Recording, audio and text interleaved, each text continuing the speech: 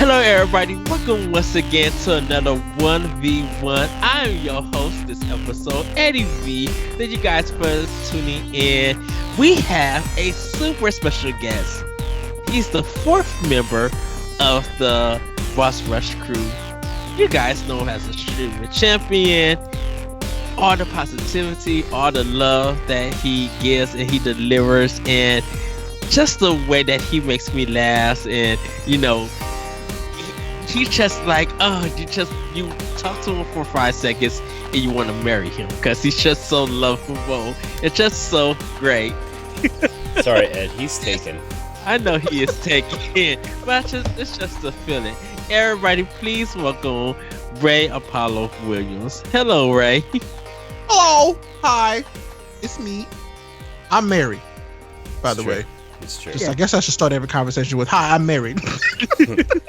Hello. I'm just saying. I'm teasing. I'm not. He's married. No, not about that part. Oh. Jeez, Oh. I'm always married. Yes, and the reason why we call him our streamer champion is that Ray is a Twitch affiliate streamer. Celebrating his 1 year Twitch affiliate. Yeah, been a Twitch affiliate for a whole year. Yes, he has had a journey on how he has got there and everything. And so we're going to kind of talk about how he got into it, what did it take for him to start, and what is his future plans with it. But everybody, let's talk to Ray and see, first of all, Ray, can you tell us a little bit about your gaming history? Gaming history. So, is this where it's like, yes, I was but a wee lad when I touched a controller for the first time? Yes. Did you press A or B first? I'm pretty sure I just smashed the controller with my hands. Oh, wow. Let's see. My first experience with a video game that I can remember is that we had probably with an arcade cabinet. I couldn't tell you which arcade cabinet, but like first console experience I remember is the NES. We had an NES that my parents gave us when we were kids. So original Mario, Double Dragon, and some other games that I don't remember because they sucked. I'm just kidding. I don't remember. No, them you know what game really sucks? You know what game sucks? Tom Sawyer's Island. Sounds like a game I did not own. So, yep, I believe. It was awful. You're basically Tom Sawyer on a raft going down a river, and you had to dodge logs, and that was the game. Dodging logs. All right. Okay. All right. Log Dodger. I'll take your word for it. That's your new nickname, Log Dodger. Oh, man. Let me have to introduce you. That's what I'm calling you. I'm changing my Twitch and Mixer channels to Log Dodger. That's too good. But from there, we became Sega kids. And so we skipped the Super Nintendo. We didn't have an N64, but we had Sega Genesis. Loved my Sega Genesis. Then one day my dad sold my Sega Genesis. I don't know why. I was very upset. And my mom was like, they're really upset because it was me and my little brother. And so she was like, as penance, you have to buy them something else. So he bought us a PlayStation. Wow. But before the PlayStation, we got Game Boy Colors. And the Game Boy Color was like my first thing that was like actually mine because everything else I had to share with my little brother. But the Game Boy Color was legitimately mine. That was my thing. And it was actually my favorite thing growing up. Like I've always had a really soft spot for handheld games. I love handheld gaming, anything. I love it so much. And so after that, then we got the PlayStation. And then we upgraded from the PlayStation to, of course, the PlayStation DOS. And we loved that. That we had a blast with that thing. So, but I guess before I go any forward, we lived off of demo discs. Did anybody else live off a demo disc with the PlayStation? Like, let's be real. I did. Like, so many demo discs. I don't even think I had many real games. I had more demo discs than anything. I subscribed to PlayStation Magazine, official PlayStation Magazine, just for the demos because I used to beg my mom for PlayStation Magazine. Okay, so the bad thing is that I did have some demo discs, but because at that time I ended up having my own job, I was able to buy my own games, and I didn't really do a lot of demos. demo disc. Like the one that I do remember. I think it came with the PlayStation. It was the one with Wipeout. It was the blue one. Yep. And you could like play certain games on it, like Toshinden and stuff. But if you keep the top part open and you put the CD in, it would go to that screen and you can listen to all the music from each demo and everything. I do remember that. Man, we knew all the tricks about demo discs. But so we got all of our demo discs because I don't know if you remember, as we lads, we had the Book It program. So basically, if you read a certain amount of books at school, you got a coupon essentially to go get a personal pan pizza from Pizza Hut. Yep. Oh, I remember that. Which is when you would take in your Book It and get your personal pan pizza, you would get a demo disc. It's true.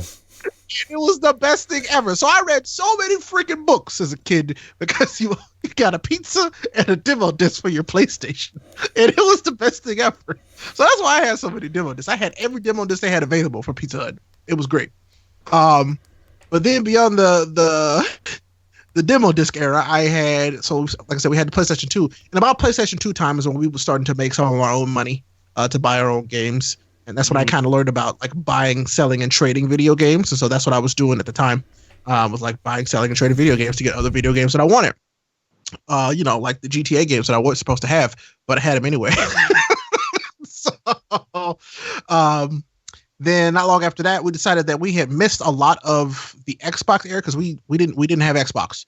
But then we decided one day that we wanted an Xbox, and so we went and bought an Xbox, and then we experienced Halo for the first time, and it was glorious. I remember that like it was yesterday. And so like Halo, I remember sitting in front of, like, this was a weird time where our entertainment center was so low and our couches were so far away from the TV that I would like sit in front of the big old tube TV and I played Fable. Like I sat in front of the TV for like 3 days straight playing Fable because it was so amazing. I loved it. And that was like middle school-ish, I think. Yeah. God, that was so much fun. I remember that. Like my first playthrough of Fable was God tier. But this is also when you would go to the library and print out like 20 pages worth of walkthroughs and cheat codes. I remember that. I got in trouble in school because I printed like the whole strategy guide to Suika did. Oh my God, Ed, that's like 200 pages. Yeah, I stopped that page like goodness. 83. Like, sorry, didn't I mean, I printed out the Ocarina of Time, and you are also a nut. I also printed out the strategy guide for the Bouncer. Oh my goodness gracious! So I was lucky. My mom worked at the public library. She like ran the children's section for the public library. So I was always at the library. So I would like if I print it out at the library, I can't get in trouble because it's free. Until one day they started charging, and I'm pretty sure it was probably my fault. But still, like it was awesome because I could just print out anything I wanted at the library because I wasn't using my mom's paper. It was the library. So yeah, it was great. Then let's see. After we got the Xbox, we begged and begged and begged our parents for the Xbox 360 because Halo 3 was coming out, and I was everything about Halo 3 was like I have to have this game. Need to have this. All my friends are going to be playing it. I want to be playing it. And my parents are like, nope, nope, we're not buying you this. We can't afford that. We're not going to do that, blah, blah, blah. And then for Christmas that year, my dad surprised us with an Xbox 360 Arcade Edition. So, it didn't have any memory, but it came with, I think, what was it? Geometry Wars and some other stuff. And then we went and rented a copy of Halo 3. Yes. And so we went and rented a copy of Halo when that came out, and it was the greatest. We didn't have a lot of games because we didn't have a lot of money. So all the games we had were we kept renting Halo, but I also had Armored Core. I went and bought Armored Core 4, I believe, and that was one of the best games I ever played.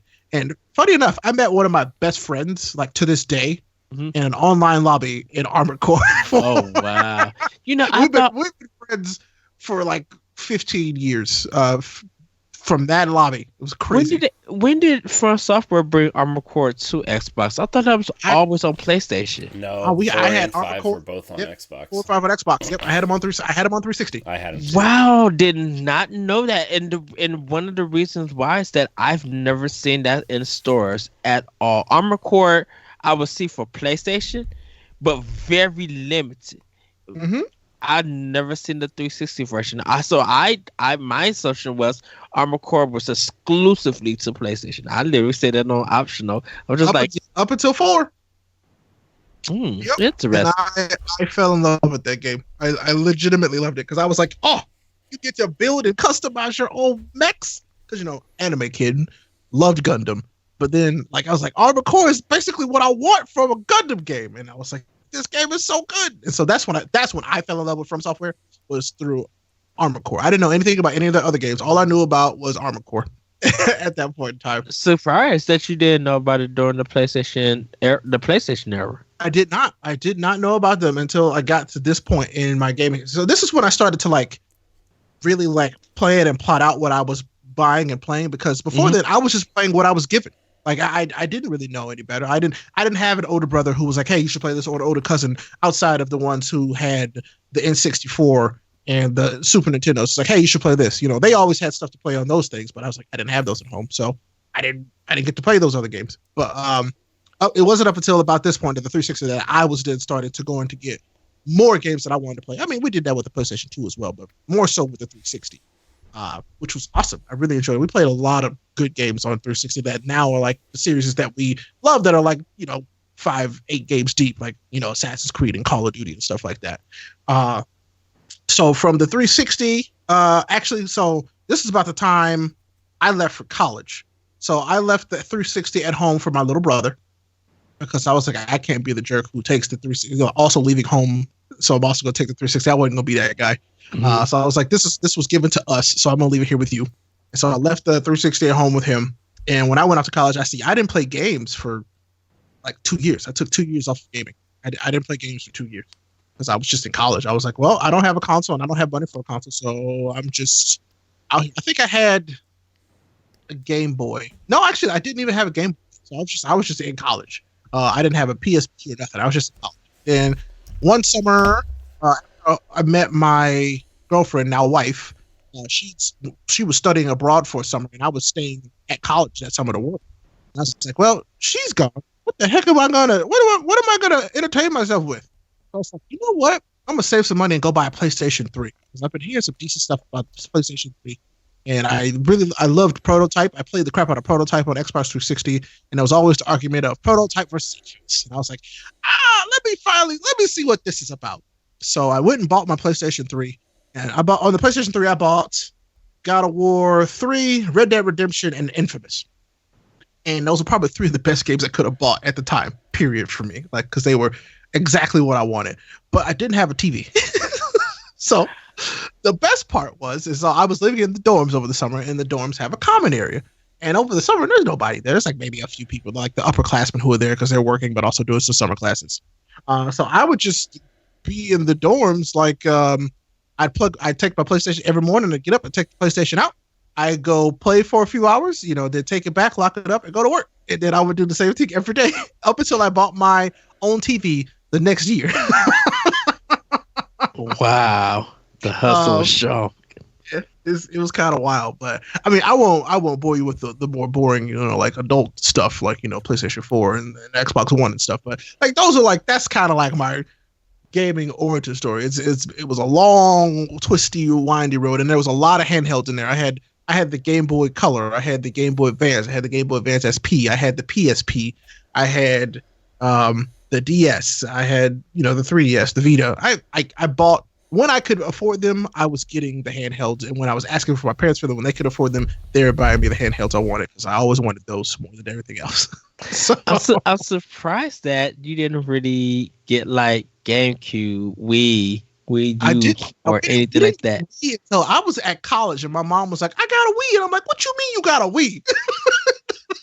And she was like, yeah, I got a Wii. So, I mean, when I came home, there was one Christmas I came home, or was it a summer? And I was like, oh, snap, I ain't never had a Wii. So I was like, let me see. There was this local game rental shop. I was like, let me go over there and see what Wii games they got that I want to play. And so that's what all I did that summer, was played all the Wii games that I missed. And had a blast. I loved it. But the only Wii games that I did not play, and everybody gets mad at me, is I did not play the Mario Galaxy games. I completely skipped them, and I still to this day have not played them. I've never played them either. One of us. One of How dare y'all? I just missed it. I don't. It's just it's one of those blind spots, you know. I just I don't know what it was at the time. I just was like actually I do know what it was at the time. It was anime. I was playing all the anime games instead. I think in Mario Galaxy, I think I ran through that opening area to Bowser's castle, like or to Peach's castle, where Bowser kind of like hijacks it like 4 or 5 times, and I'm like, I can't, just can't, I can't. I don't know. Even then, I was still I was playing a lot more shooters, but I was still JRPG and RPG kid. So like that's what I put into was those games. God, you're making me think about that. I've played a lot of it. It's funny that you mentioned. Yeah, it's funny that you mentioned Halo and Fable because those two at that time, Fable still is, were the worst games that I had played up at that time. I did not like Halo. Those were my favorite. I did not like Fable because my Fable thing bugged out on me, and I couldn't defeat the last boss, anything, and I would have to, would have to restart a whole new save file in order to fight him if I wanted to, and I was just like, this game is slow. The frame rate is a terrible mess, and I know you would the frame rate then, nerd. It was. Don't forget, I don't forget during the NES days, slowdown was a big thing. Sega Master System slowdown was a big thing. Paying attention to that when I was a kid? No. Oh, I was. My God, I didn't care about it until I was a man. I had to. Spoilers. I still don't care as long as it runs okay. Oh wow. What this is because right, the thing about it is that I understand that you didn't have a lot of video game systems, but because my brother, he was the Genesis kid and I was the Nintendo kid, most of the systems that came out for Nintendo and Sega we got, but you know, we didn't get a Sega Saturn because he didn't buy it, but he bought a Dreamcast and I got a Dreamcast. Yes, but I think my mom was like, no, I'm not buying you that. She bought us a PlayStation instead. Good choice, Mom. Still to this day. my mom, she bought me a Super Nintendo and a TurboGrafx 16. Jeez. Yeah, so I got a Game Boy, Game Boy Color, all of that, you know. So, and I was getting games. When the rental store was selling like Super Nintendo games, like for $2 or $3, I would have some money, go up to the rental store, buy that game for $2, and it was in my library and stuff. And so, and anything Sega related, I played on my brother's Sega consoles. So, you know, I had all of that. And when it came to it, I did have the N64. I did have a PlayStation 1 at the same time. But then when I started like really when I got my first job, making my own money and stuff, I started buying my own games. And ever since that, I've been buying my own stuff. So it's good to hear that, but like I hated when I bought my Xbox and I wanted to see what Halo was all about because I was against first-person shooters, did not like them. Besides, like GoldenEye and the world against you or something like that. The 007 one. Yeah.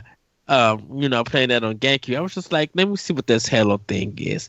And so everybody going crazy for Halo, loving this multiplayer. And then I start playing it and I'm like, what is this janky control?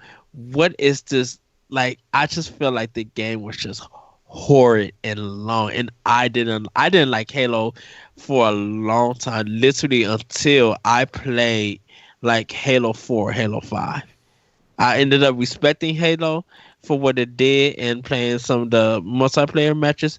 I respected that, but I was not a big fan of the series until I played like almost Halo 5 and Halo 4. It was just like that single joystick control of the N64 and the awesome frame rates of GoldenEye. I spent so much time in GoldenEye, like not even kidding. God, so much. I was always Boris. hello, I'm Oddjob. That's what I was. No. I was that guy. You were that I guy. was that guy. Oddjob was the best. And then I would make everybody pick Oddjob, and it was hilarious. See, me and my friends, we played a lot of the 007 games on GameCube. That hat. Always the hat. You hit the mugs with the hat, and it's an insta kill. Just over. I remember the first time we found out about that. We were freaking out, trying to figure out how to do it. It was so good. Oh, man. I love it. God. Yeah, so, yeah, and I was going to school, paying my own way to school and stuff, but I was still able to, like, buy my own games and consoles. So, yeah. But yeah, Halo Fable, I was just like, I cannot with these games. Just cannot. But now I love Halo. As a series, I respect it. Like I said, Halo 5 and Halo 4, very great games, phenomenal games. Yeah, I like this game. I really enjoyed it. I really think it was just the way that those games were designed, because I just feel like they were too long of a level, and it was just like it felt big, but yet empty, and it's just like, well, it's why because those levels were originally designed to be RTS levels. That second level was lifted straight out of that RTS. It literally was. They scaled it down, but it was literally lifted out of the Halo RTS that was supposed to be for Mac before, Microsoft bought Bungie and made Halo a first-person shooter. Yeah. So, because I played a little bit of Halo 2 and a little bit of Halo 3, but I've never beat the first 3 games. Only beat 4 and 5. That's not true. We played 3 for squad goals a long time ago. But we never beat 3. Yeah, we did. No, we beat 4. We beat 3, 4, and 5. I'm in the process of transferring them all over to our YouTube channel right now. I don't remember us being 3. Remember I pushed you off the ledge? 5. Right, but that was in 4. It was in all of them. But anyways, we can talk about Halo another time. Yeah. So, okay. So yeah, so that's cool. You mentioned anime. How did you fall into that style of entertainment? That's my mom's fault, straight up. Like I said, she worked, and it all goes in full circle. So she worked at the library, and she was over like the teen, young adult, kids section. So I was a teenager at the time, and she goes, "Oh, well, since I get new books in all the time, you're gonna basically test read all these books for me. You're gonna read all the books first, and then I'm gonna put them out there." And I'm like, "Okay, cool." So one day she brings me home Ranma Half. It's my first manga ever, and I'm like, "What the heck is this?" So I read it, and the premise is there's this hot spring, and when you go to this hot spring, whatever died last in this hot spring is what you turn into when somebody hits you with cold water. So it's about this guy who goes to this hot spring, and the last person to go to the hot spring was a woman that died before him. And so whenever he gets hit with cold water, he turns into a woman. But the best part about this for me at the time I was a teenager is that this manga had boobs in it. And I was like, wait, what? This has boobs in it? I love this. This is great. This is fantastic. And so I read the whole thing cover to cover, like a few hours. And my mom goes, "Oh, what you think?" And I go, "I love this. Is there more?" And she's like, "All right, I'll order the rest." Didn't ask anything about it. I thought the story was also hilarious. Like, cause his dad is like a panda, cause a panda had died in it before him. And it's a whole thing. It's great. It's hilarious. It's a hilarious story. But that was where it started. And then I remember asking her one day, I was like, are there other stories like this? Cause then at this point I'm thinking, do all of these have boobs in them? And so she gets her a whole bunch of other stuff, and then eventually I discovered Naruto on my own, through AMVs, Naruto AMVs, and I'm like, what is this? What is this? They're beautiful, and it's set to like the weird emo music that I was into at the time, like Evanescence, and I was like, I love this stuff. This is great. And I was like, "Could you find this? Do they have a paper version of this?" And so she found it. So I started reading Naruto, and it was just a long, deep, dark hole from there. And about the same time, we finally got Toonami over here, and so we were getting stuff. We were getting Zords and Hamtaro and Dragon Ball Z. Like and it was just all perfect timing because it was about the 2000s, early 2000s when this happened, and it's been a slippery slope from there. I'm surprised. I don't know if you had cable or anything, but we have public access, a public access channel, and that's for all the local community to come and deliver TV programs. And so there was a group of people who were doing anime every Tuesday night. So I was able to watch Rama half before it even hit America. Before anybody else knew about it, I was able to see. I didn't see none of the Studio Ghibli stuff, but they were showing Gundam. They were showing Dragon Ball, Akira. That's how I seen Akira. I seen it on public access before anyone else got to show it. Yeah. Tenchi Muyo and like all of this, like remember Tenchi Muyo? Love that too. Yeah, a lot of Cowboy Bebop I saw on public access before it really became popular around here. And so watching that, I was just like, what are all of this? What is this? Like, I love this anime. Ninja, not Ninja Spirit. Ninja Scroll? Ninja Scroll. They showed the whole movie on public access before anybody. So, because it was stuff that was dubbed. So whoever was able to get like all this anime in Japanese with subtitles, or get this anime that somehow was able to get dubbed, they showed it there before any cable channel showed it, and I was just like, wow. So yeah, that's cool. It's really funny because I was just like, okay, so you know about anime, but I'm like, did you ever go back to the classics like Akira? So I'll be very honest. Akira was one that I've started and not finished like 12 dozen times. Like it's always been in a weird situation. So I'm like, yeah, I should finish Akira, and then I don't. So I've seen the whole movie in like different spurts, but I've never sat down and watched that whole movie start to finish. Like I'm telling you, I've seen the whole movie just like in pieces. And one day I'll sit down and watch all of it because I'm like, everybody's like, yeah, you've seen it. I'm like, yeah, I've seen that movie. Just I need to sit down and watch the whole thing. That's it. What about Ghost in the Shell? I've seen all of Ghost in the Shell, all of it, because I love it. It's one of my favorites. The 2 movies and the anime series. Yep. Okay. I haven't seen this new one, this new Ghost in the Shell, the live action one. I haven't seen that, but I've seen everything else. Did they got a new one? Oh yeah, well there was a live action one with Scarlett Johansson. That one I seen. Yeah, I haven't seen that. Okay, that one was really good. I really enjoyed that one. A lot of people didn't like it for some apparent reason, but I'm just like, it's an adaptation of the Ghost in the Shell manga book, and sometimes some stuff that if you haven't grown up watching the TV series or really reading the manga and stuff like that, you wouldn't understand it. So like people who are not into anime, if they're able to go see this movie, they'll see it as a stylistic sci-fi action movie at times that with deep philosophy. I don't know. I saw a lot of people who were like, this movie is not, it's true to the manga or the anime, blah blah. So I'm like, I might give it a shot just to see.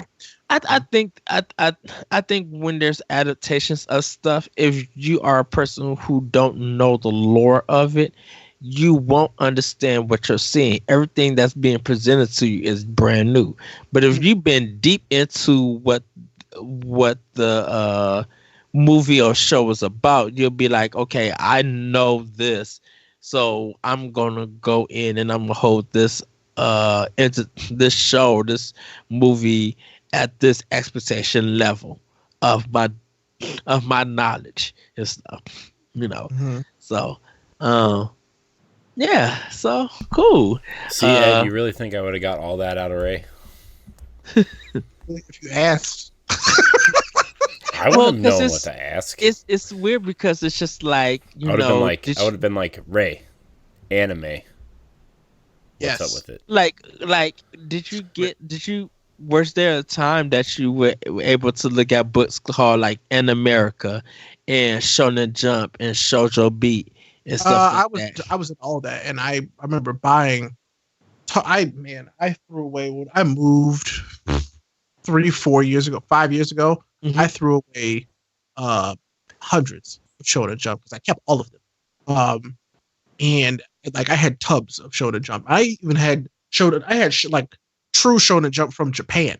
That I oh see I think I have all the Shonen Jump and Shoujo Beat that they sold on the every month when it came out. I was buying it, and I didn't get it to In America like late. But I decided not to get in America because money. And I thought that Shonen Jump was it was the best value for what I was wanting to read at the time. Because I love shonen anime. I love shonen manga. That's my favorite. And so Shonen Jump was just that was my jam. And I remember because I was learning Japanese. I studied Japanese for years. When our sensei brought us actual Shonen Jump from Japan, and I'm talking like Shonen Jump were thick. I was like, why don't they give us Shonen Jump that thick no more? Like they were huge. I was like, this is amazing. But I think I might still have those somewhere. I don't know where they are, but I know I got them around. But In America to me was because once I got my DVD player and Transformers was my first kind of DVD, I started being like, okay, I could buy TV series, I could buy all this anime, buying Fighting Spirit, buying some with the battle cry, Samurai Champloo, and buying like all of this stuff and everything. I was just like, I was so happy to get it, but I needed a guide though, because like I said, the anime with public access kind of led me into that, kind of led me to anime, and so I had to get In America and just was seeing all of these TV shows that I never knew about and just learning about bands and stuff. That's how I got into like LCN, NCL Arc, I think that is. They're the ones that did the theme song to Full Metal Alchemist when it first came out.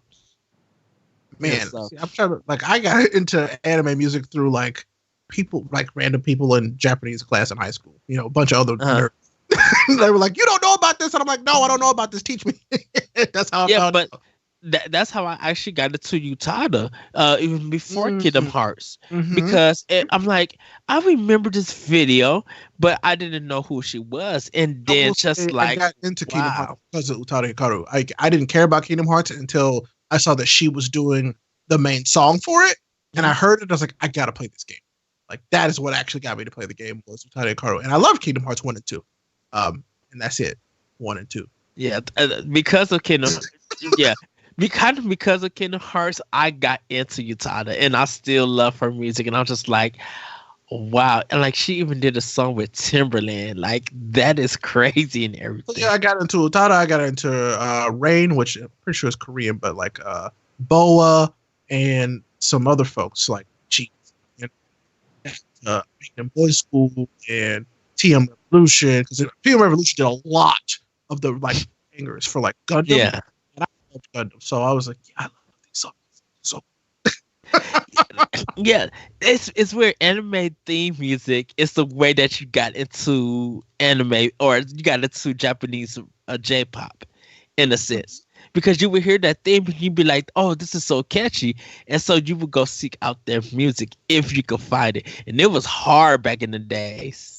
Stupid difficult to find it. Like I'm talking a lot, and I mean a lot of illegal like downloads. That's for real. That's not even a lie. Like it was a lot of it just recently, like in the past like few years, it got easier to find this stuff, and that's literally just the past few years. It's gotten easier to get a lot of J-pop and J-rock like legally, which is nice. Yeah, the beauty of iTunes and Amazon. Like I even though streaming is big today, it was always, if I was able to find that album at Suncoast or anything, I would buy it. Mm-hmm. You know, because I'm like, this is the only place that sells this J-pop music, and I need it. You know, nowhere else did international music. It's true, but I don't know. I'm glad that we have such a wide availability of international music now. It's not something for us folks who have been listening to international music and had never left the United States at that time. It was rough. Oh yes. Yes, it's weird because around 2000, mid 2000s, that's when anime and Japanese culture was big here in America. It seems just like out of nowhere it happened. To get it here for us is what it was, and I'm so glad it happened. Like, I'm so glad it happened. Yeah, a lot of people were attending more cons, more cosplay. Like, it was really good and stuff. So, let's get into why we call you our streaming champion. How did you jump into streaming? Like, where did this motivation, in a sense, come to stream you playing video games and building a community? So for me, it starts with Justin.tv. Randomly reading an article about Justin.tv years ago. I couldn't even tell you what year it was, but back when Justin.tv was still a thing. So before Twitch, it was Justin.tv. And I remember turning it on one day and like looking, and I was like, what is this? There's a dude playing a video game. And that's it. But people are chatting or just watching. I don't even remember if you could chat at the time. But like, people are watching him play a video game. This isn't a YouTube video. This is a live video. Oh, weird. So I turned it off and, never went back. I think it was Man vs. Game at the time. And then a few years, maybe 2 years later, I start working in IT full time, and I'm like, I need something to like pass the time during the day, because I hadn't really got into podcasts yet. This was like right before I got into podcasts, and I was like, what can I look at online? So I just kind of looked up I was watching YouTube videos, like playthroughs of games, and listening to them in the background. And also, like, for fighting games, I was like learning combos and tips and tricks, because I was still really into fighting games. So I was watching combo videos, like how to do combos with certain characters. And then one of the dudes was like, oh, by the way, I have a Twitch channel too. And I'm like, it's a Twitch channel. So I look it up, and this was Maximilian Dude. I look it up, and I'm like, what the heck is this? So I watched them one night, and they were doing this series called Boss Rage, which is essentially they take a fighting game, they crank it up to the highest difficulty, and they try and beat all the bosses through it. Yeah. But like, the thing about fighting game bosses is they're hard as hell. Like, they're so difficult, especially on the hardest difficulty. And like, I was like, this is crazy. So I started that, and then I started watching more Twitch streams at work, and I found people like Eddie Monster, and who is now General Mittens, and it was really cool that they were playing a game, but also interacting with people in real time. And I was like, this is crazy. I kind of like it. This is cool. And then I was like, at that point, there was no way I was ever going to stream, because I didn't have any of the equipment that it took to stream anything. And I was like, I didn't have the money to buy stuff like that. And I'm like I hadn't even thought about it. But then the PlayStation 4 and the Xbox came out, and they said, oh, by the way, you could stream from these devices. Just from this, don't need anything else to do it. And I'm like, what? Like, I can just plug in my account and just stream? And I was like, okay, let me see how easy or difficult this is. So before I was Ray Apollo online, I was a whole different name that I don't even remember now. And I streamed on that for a while, and had made a bunch of cool friends, and it was awesome. Like, I had a really good time. It was just a way to play a video game and like be talking to people at the same time, because I was just doing what I saw those other people do, and I thought it was really cool. And then it wasn't until the start of 2018 that I was like, actually, I think I really want to try to stream for real. So this was like because I've been streaming on and off for like 5 years. Yes. For like 5 years, period. Like I said, it wasn't until 2018 that I was like, no, I really do want to stream. I want to stream. And so I had picked Ray Apollo, because I found out that I could get my name. Like, I was like, that's my name. I want my name. And so I got my name, and let it sit for a while. Then I finally started in the 2018. It's like streaming because I was like I had a decent enough laptop, and well, actually no, I didn't even use my laptop then. I was still just on the PlayStation 4. I was still just streaming from the PlayStation 4. Got a capture card for my laptop, and then I started streaming with like a camera and other stuff. I was just having a good time with it, and I loved it. I love to be able to talk about the games that I love with other people who are also really enjoying the games that I love, which was awesome. But it wasn't until 2019 that I was like, and I had found out because we already like hit the affiliate thing, and then we were making a little bit of money, and I was like, oh, well, no, this is something I don't want to do. Like I want to make this kind of like a side gig. You know what I'm saying? Because I had been listening to a lot of Gary Vee at that point, and I was like, I really did not like my day job. It wasn't contributing to any of my happiness whatsoever. And so it was like, hey, if I was listening to Gary Vee say a lot. It's like, if you hate this job so much, live with less and do more with what you love. And I'm like, that sounds crazy. I can't do that. And then it got to a point one day. Well, this was, and I'm not going to tell this story again because it's a super sad story, and I'm not going to get to it. But essentially, we had a cancer scare in 2018, and I was like, look, I want to live my life because there's a chance that I might not have one, so I will live. And so in 2019, we made that decision, and I went full time into content creation because I was like, you know what, I'm gonna quit this job that's literally sucking the life out of me.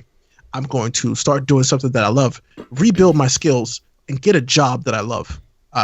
It's like I love creating content, but like this will always be the thing that I have, something that I'm going to build for myself. But I'm going to get that job that I want. I'm gonna go work at like PlayStation or Nintendo or Microsoft. I'm gonna get that job at one of those places, and I'm gonna love it. And so we're at that point now where I'm like, I'm creating content. I'm building skills that I've always wanted to build because out of college, what I wanted to do was write for IGN. That's what I wanted to do out of college. Yeah. But I had a professor that said, no, you can't do that. Don't move out there. Don't do that. And I'm like, what do you mean? And she was like, no, don't do that. And so it was kind of like at that, I literally let that person like stop me from pursuing what I wanted to pursue. My English professor told me the same thing. And I had never forgiven myself or that person for doing that to me. And it wasn't until at this point, like in 2019, where I was like, heck them and heck that. I want to do this and I'm going to do it. Yeah. So that's why I'm a very big proponent of do what you want to do, but make sure you're doing it right by yourself and by those who you love. If you're doing something, don't do it to the detriment of somebody else. Don't do that. Right. I was blessed to be in a situation where my wife is working full time, and we had done enough for our finances that I could do this. It's not easy, but I can do it. So it's one of the things where it's like now if anybody ever asks me for any information, it's like any advice, don't let somebody else tell you that your dreams aren't worth it. Period. Because I let that happen to me, and like I said, it hurt me bad for a long time. Yeah. And then it wasn't until I started doing what I wanted to do that I was like, I felt like me, if that makes sense. Mm-hmm. Yeah. I was always just a piece. I was always me, but then I started to really feel like me. And I don't know. I love this. And like I said, I'm still like people are like, oh, we're gonna do full-time content creation forever. No, I want content creation to be my thing, the thing that I built for myself that I'm going to continue to do. I'm not going to do it full time because I know that my talents could also be better used to make the entire space better, if that makes sense. Yes. I want to make gaming itself better. That's what I want to do. I'm not just going to keep it at me. No. I want it to scale. Well, I want to make the whole thing better. Well, I think that like at some point, I think last year or this year, there's been a shift that people want to make gaming better, want to make it a safe space and acceptable. And so that's why a lot of people are just like saying, are not trying to be trolls or, not trying to put out negative content or give a negative attitude because they know that gaming is more. And if it's a place that's safe and more welcoming, more people will see gaming in a better light. Mhm. and everything. And so everybody is doing their best. Of course, like our thing for Boss Rush is, yes, we want to play games, but we want to be better. We want to be better at treating people and be acceptable and welcoming. Yeah, I mean, We. what? Oh, go ahead. Sorry, just to play off of that, Ed. Sorry, I didn't mean to interrupt, No, but go ahead. like, you know, Ray, I've been following you since you were on Neek, right? Mhm. You and Josh Finney and Mhm. Kiku, like I've been following you guys. I've been following you and specifically since then, and like when you started Twitch streaming and like everything that you're saying, like you know, last year I wanted to make it a goal to do what you're doing in a Mhm. different but similar way, right? With the podcasting and start live streaming and do more stuff like we're doing now, right? And that's why like, you know, we had you as a guest on one of our shows early on, Mhm. and we all of us were like, if we're going to do this, why don't we get somebody who like you, like who has like like as a fourth chair and personality driven and wants to accomplish the same things that we do. And it was a unanimous, like I threw it out there, I was like, what if we just ask Ray to be on the show with us? And it was a unanimous decision. It was like, oh, definitely, of course. And it's like, last year towards the end of the year was a little bit rough for me personally, on the content creation side. But then like, what we're building, with this show and Standard Def and Pal Block and Boss Rush, like you had a really big influence on me because like of what you just said. Like I want to make this space better, right? And you can't really let the things that affect you negatively affect what you want to do Mhm. creatively. And I really took that to heart last year at the end of the year. And I think letting go of the old stuff and really just 100% focused on doing this and having better content and being more you know creative has just done a lot for me personally. And like, I'm not just like trying to brown nose you or anything, but like this, it was a lot of it was because of you, like you having a positive impact on, I think, all of us. I don't, in your I mean, community. mission accomplished then because that's what I want. I mean, to create is human. That is it. Yeah.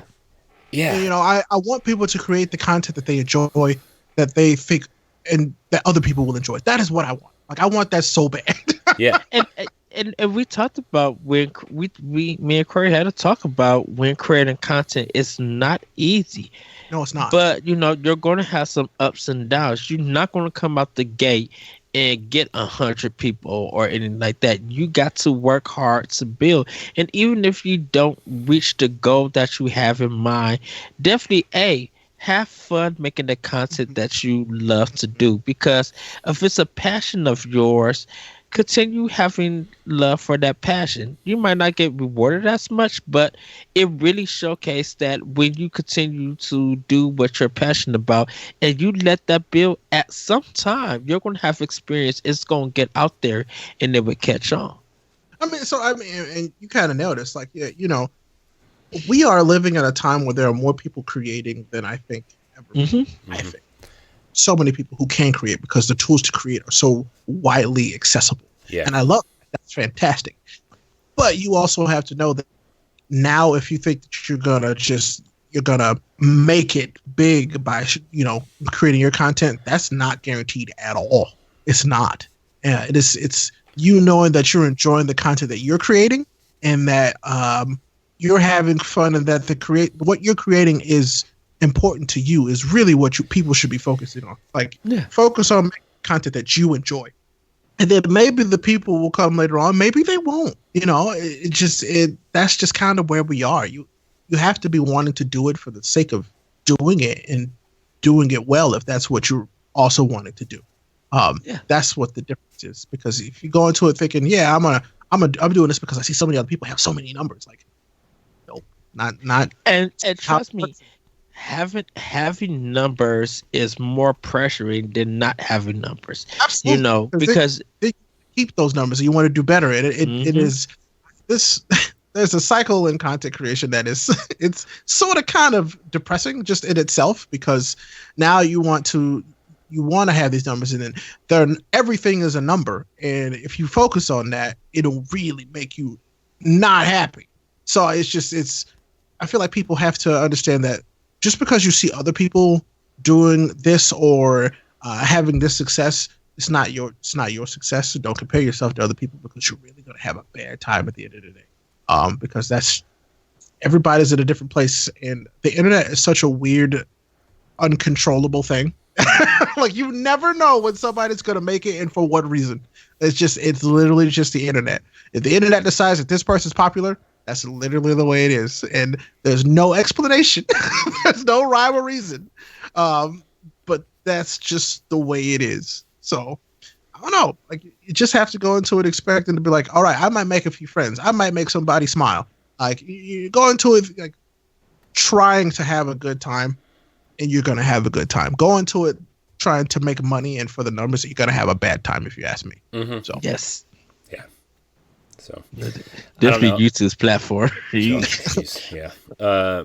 But Ray, you have been such a positive impact on this project that we've been working on Ed and I have been doing stuff together for years at this point, and Jesse, and then multiple groups of people that we've worked with, and you've had such a positive impact on me, just like kind of refreshing my appetite for creativity personally.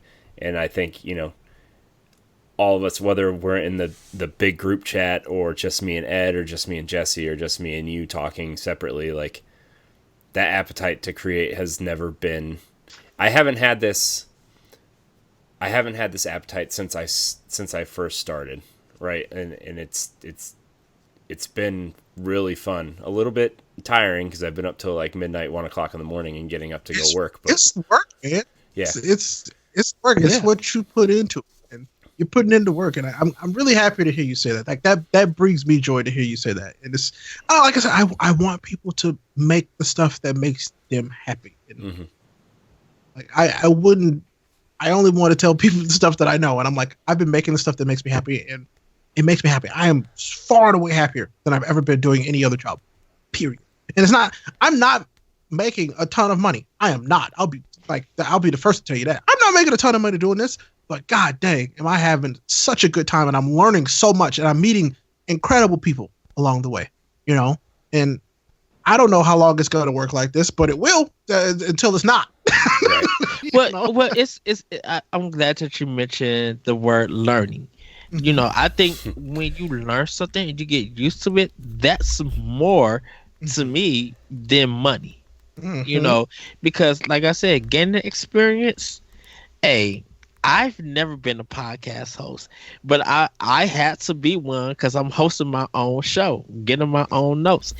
And the more as I like buy equipment, the more that my sound changes and stuff and topics, even though I'm making, this might seem that I'm making about a little bit about me, I had to learn it, because I'm like, how do you host a show when you're the person that's responsible for everything? Mm-hmm.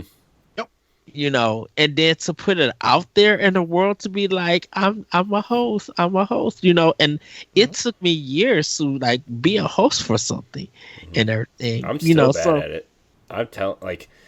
That's why I told Ed, I'm like, Ed, hey, if we do this, you're hosting, because like, I think since I started creating, and then Ed and Jesse and now you, like, I know where people, like, I feel like my strength as a creator starts with, I know my team, and I know like who has what strength, right? And like, my strength is not hosting. My strength is playing off of people and contributing the conversation. I've always said, like, I feel like I'm a better Robin than Batman, right? And I'm comfortable in that role, but I also feel comfortable making graphics and editing video and, making sure everybody's audio is coming through. Like, I feel better in that producer type role right. instead of, hosting. Now I host Pal Block, and whatever, I'm selfish and that's quote my show that I do here, but I still think Ed would be better hosting that show, right? Like I truly feel that way. I think Ed is just the host, right? And I appreciate that Ed hosts so much on this network of shows, right? And I feel like being comfortable and like if you're working with a team too is like I feel like being comfortable knowing what your strengths and weaknesses are. Like Ray, your strength is personality, right? And I think that's why you're successful on Twitch, is like you have the personality that people enjoy watching, right? It could be about the games too, but like people come to you because you are a personality that people enjoy watching, and then people will see the games that you're playing. Oh, maybe I'll play that game because he's cool. You know what I mean? Like, I like. So one of the highest compliments somebody paid me the other day, and even in jest was, Ray, you can make any game look fun, and I was like, I thank you, because that's not easy. First of all, and that means that I can play all the games that I want to play and know that I'm gonna have a good time, and hopefully other people will too. Like for instance, I played Bejeweled 3 one day randomly, and we had the most fun ever. I saw you tweeting that out. Like I was like, why is Ray playing Bejeweled? And I'm like, you know what? It started out as a joke, and then I was like, you know what? Heck it, I'm gonna do it for real. And we had a blast. It was, it was so random, but it was worth it. Man, good times. I mean, that's exactly. It's just I'm trying to have a good time. Yes. And because I'm having a good time, I'm hoping that you're having a good time, and that's why that's what it is. That's what it is for me. Mm-hmm. I want to have a good time. I'm always trying to have fun, because why would I be sad and mad and upset when I'm trying to play a game on the internet? I'm playing games on the internet. Right. Yeah, I think one thing that really stuck out to me when Antonio Guillen was our guest on Boss Rush podcast this weekend, and he told me that it was probably the best thing I think I've ever heard from anybody. He just said that you guys always sound like you're having a good time, and your conversations always sound so natural and so fitting. And I think it's because we are all friends, and I think we just have the conversations the way that friends have conversations. And like, I think that's why, our podcasts are so, what Good. I think. Say it. Good. What I say, I think it. are successful, like looking at the numbers and stuff, right? Like I think that our shows are quite, to be honest, better than some other shows out there. Like yes, I really believe that, and I think it's because we all fit together and we all are friends, and we all just have that natural conversation the way we would have them with friends, because we are friends. I'm kind of working on the trailer for our YouTube channel right now, and the one thing I stress in that trailer is we're not journalists, we're enthusiasts, and we're friends, and we have conversations just like you. And I think that's probably the best thing I think I've heard since I started creating content, was like, we all are good at this, or somebody thinks we're good at this, and it's creating is fun. And I think even if you want to try to create something, you should you have to start somewhere, right? And everybody is capable of being creative. I don't want to hear that. Oh, I'm not. Everybody is. Most people don't realize it, but you're creative in your everyday life. The way that you put your clothes together, the way that you cook the meal, what you decide to cook for a meal. That is all forms of creativity, just on different levels that you don't recognize. Yeah. And you need to start recognizing it. It's important. We're all creative. Yeah. Well, I'm not creative when it comes to food. You are creative. Look at this guy. My creativity come, which Domino's meal do I want today? Hey, that's creative. You got to create what toppings you want on that pizza. I mean, it's also. Have you not heard any of the shows that you put out? I mean, I have. You have your own creativity, don't you? I know that. I was just making fun of the food thing to be like my creativity is putting the microwave dinner and hitting the button one and then I mean, I'm not saying that other people are more creative than you when it comes to food, but still, I'm still trying to find. I'm still trying to advance ramen. you got this. You can do it. Mm-hmm. I do not know how to cook. I'm just like, someone show me how to cook. Let me help you, BB. I will take care of you. Wow. And knowing me, I'll be like, oh, that was so good. I'll train you guys out to something. Oh man. Spend $50 in groceries. I'm gonna spend $75 at Red Lobster or something. I mean, I ain't mad at that at all. Those cheesy biscuits, man. Look, we'll get Cheddar Bay biscuits. We'll get some Chick-fil-A and get some real chicken sandwiches. Hey, I like Chick-fil-A. I would like to go to Popeyes, please, but I digress. It's fine. Go to Popeyes. Okay, good. Good. You can have the chicken. I need a large box of fries. That's right. You only like the fries. You never had Checkers, haven't you? I had rallies. I'm from St. Louis, so we had rallies. Rallies. Rallies. So I don't know if they. I will say they do have the best fries. Their fries are the best. I wonder, is Rallies and Checkers the same fries? Yes. Yeah. Yeah. I think it's the same restaurant, depending on. It's the exact same restaurant. It just depends on where you're at. Just like Crystal and White Castle are the same restaurant, except different names. Hardee's and Carl's Jr. Exactly. Yeah. Mm-hmm. Ooh, I would fight fools if they said Checkers and Rallies fries are not the bomb. I would dragon punch somebody. Those fries are delicious. So those were the first fries I dipped in a milkshake, and they're perfect. You take a Rallies or a Checkers fry and dip it in a strawberry milkshake. That's good. I'm sorry, their banana milkshakes is off the chain. I've never had their strawberry. They had a banana milkshake. Yeah, they Checkers do banana milkshakes, and literally it's off the chain. But I would try a strawberry milkshake. I would try that. Sorry, Corey, we don't mean to interrupt your dieting. Hey man, you can eat anything you want in moderation. I don't care what nobody says. I'm just getting hungry. That's all. Oh, my bad. I apologize. No, I'm not. Sorry, not sorry. I like food too. I'm real full. I went and had fajitas tonight, and it was so good. Fajitas. I'm making every Wednesday at work. We have somebody brings in a crock pot full of food, and I'm making sriracha barbecue chicken. Ooh. Can I come to work with you? What a nice place to work. Right. Can I work with you for a day? When I come visit? Sure. All right. You said sure. You heard it here first. Yeah. I'll save you some. I'll mail it to you. God. Oh, wait, huh? I don't know. That's not how that works.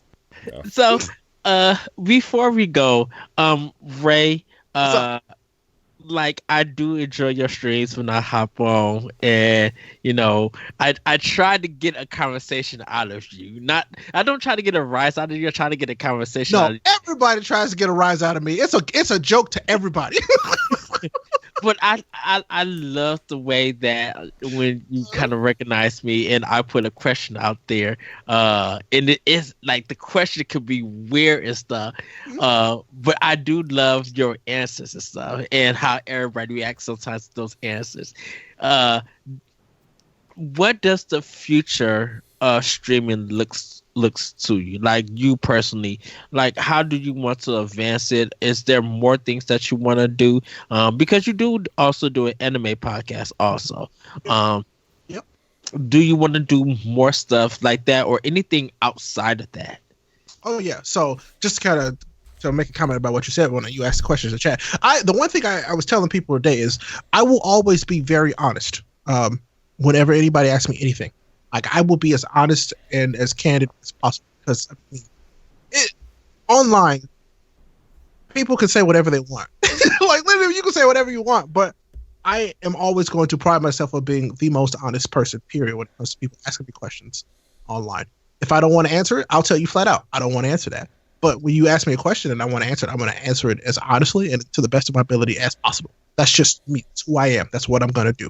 I feel like it just adds another element, another value to my stream. You know, I'm all about having a good time, letting people know that life isn't always sunshines and rainbows.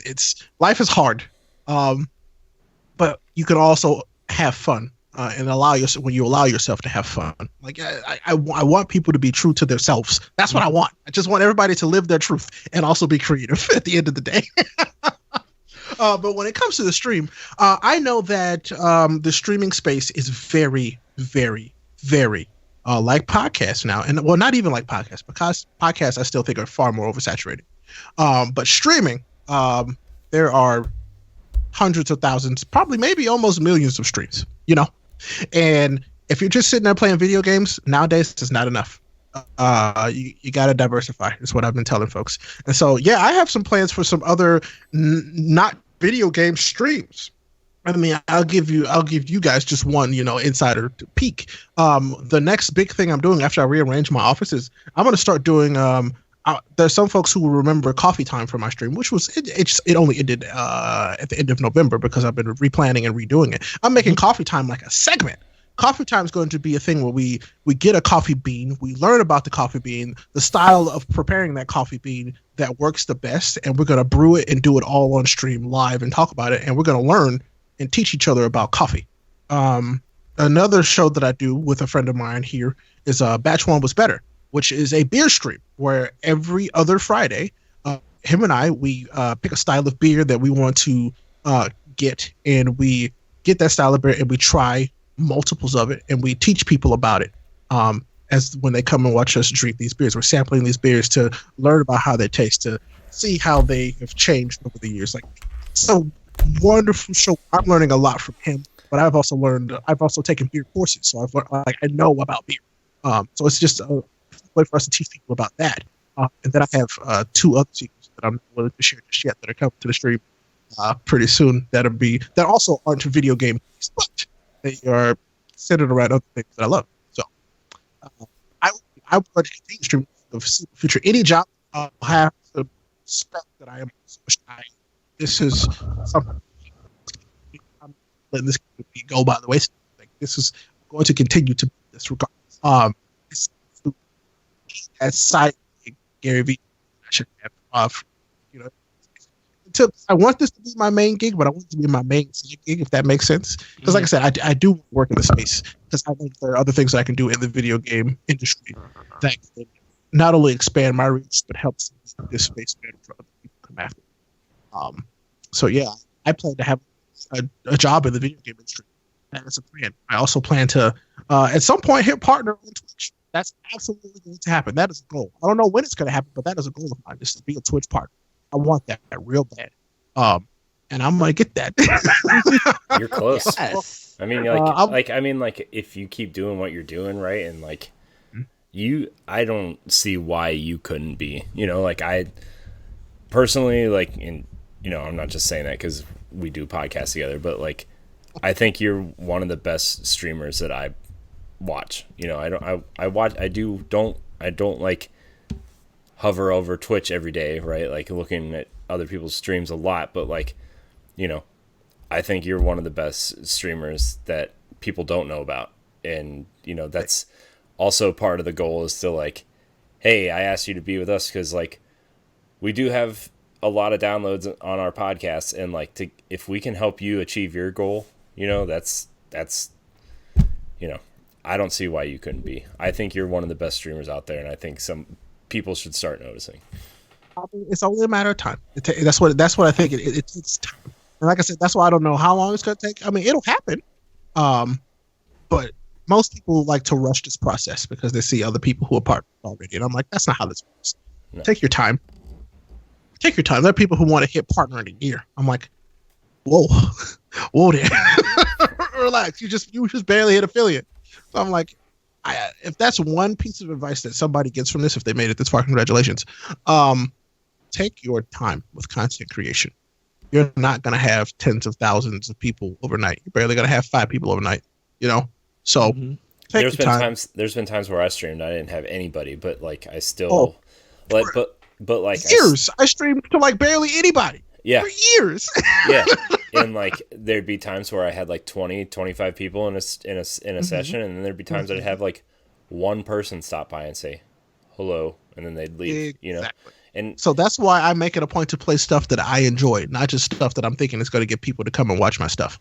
Yeah. Because if I'm having fun, that's really all that matters at the end of the day. It's true. True. That is Very true. So yeah, that's streaming for me. It's going to be a thing that I love to do for a long time. And I mean, I'll be very honest. I don't know if I'll be streaming forever. But I'm going to be streaming for the foreseeable future. So. Yeah. Well, right. we believe in you. Who knows? I might have a TV show one day. Who knows? I don't know. Oh, man. Well, Ray, thank you for coming on 1v1, everybody. This is Ray Williams. Ray Apollo Williams, I should say, our streaming champion, part of the Boss Rush crew. You'll see much and hear more from him. But before we go, Ray, go ahead and plug. Oh, so me, I'm Ray Apollo. I somehow figured it out early on to get Ray Apollo everywhere, and I'm currently Ray Apollo everywhere. So if you look up Ray Apollo, no space, RayAPOLLO anywhere, you'll find me, thankfully.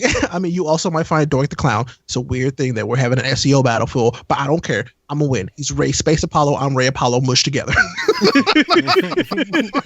So, and it's not Ray Pollo. I'm not a chicken. Okay. I get that a lot. Oh, look, hey, it's Ray Pollo. No, it's Ray Apollo. Keep it together, please. Where did Y come in? It's in Spanish, Ray Pollo. A pollo is chicken in Spanish. But yeah, so look me up on Twitch first and foremost. Come and follow the stream. We're having a great time. We're about to start, if you're listening to this, we're finishing up the Division 2 and about to start Dragon Ball Z Kakarot here very soon. I also have a lot of new YouTube content that I'm planning. So I have a news show. I have just kind of like a conversational like streaming show that I enjoy doing now that you guys are going to have to be on at some point because I would love to have you come and play games and talk with me about stuff. Yes. I have a lot of... In other words, pod and play. Sort of, yeah. Because that's what I do all day. I stream all day, and I'm like, why can't I stream and talk about stuff at the same time? Duh. Like I'm ready. Give me an invite, and I will be on because, Absolutely. we talked about the Division 2. I'm just like, wait till you get to the end of this game. You're gonna need help. Yeah, absolutely. I felt that today. Let's see. I do a lot of reaction videos as well. So reactions to like big your reaction conferences. stuff is literally funny. I react to like trailers and to big like event stuff. It's about fun. Then I have a bunch of fun clips that I pull from the streamer that are like heavily edited to just like be utter nonsense, but they're a great time. I also do unboxing videos, which is really cool. So people send stuff to my PO box or stuff that I get from Amazon, or my wife will buy something random and I'll unbox it, and it's a good time. So, so Twitch, YouTube, Twitter is another great spot where I think most of my social media energy is condensed into Twitter. So if you want to know anything about me as a content creator, follow me on Twitter. That's at Ray Apollo, and you'll get it. So prepare for many dank memes and occasional inspirational questions. Or messages that his internet is broken. That's because that happens often. My internet breaks. Still, as a Midwesterner, I'm still having internet problems. Really? Yeah. Wow. As recently as today. So, good times. Well, well, everybody, this has been 1v1 once again. Thank you guys for joining us. If you would like to be a part of 1v1, you can email us at bossrushgamespro@gmail.com. We would love to talk to all you content creators and have this one-on-one discussion because it is quite fun to really learn about not the brand but the person behind the brand, or just the person themselves, and before with the content. So with that, everybody, have a great week, have a great weekend whenever we see you, and as always, play games and let's continue to be better. With that, everybody, we'll see you next time on 1v1. Bye, everybody. Once again, thank you, Ray, for coming on the show. You're welcome.